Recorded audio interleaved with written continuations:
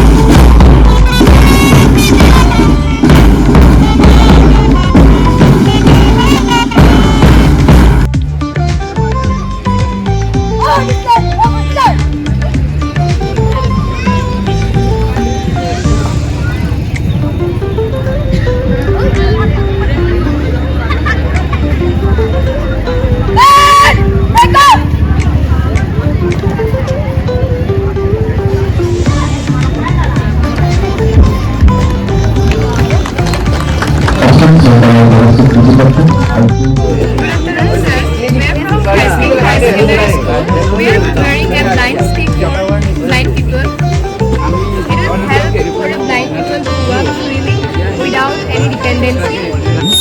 This is a sensor which detects the obstacle within the path. So what we've made is essentially a charger that we've named the Gogamukh generator. So let's say when a person steps on this, what happens is creating a little bit of energy, or let's say electricity, by about 2 to 12 volts, which is then moved to this DC to AC converter. After converting it, we store a little bit of energy that we have made right in there, which can be either used for street lamps or something like that. So that's all.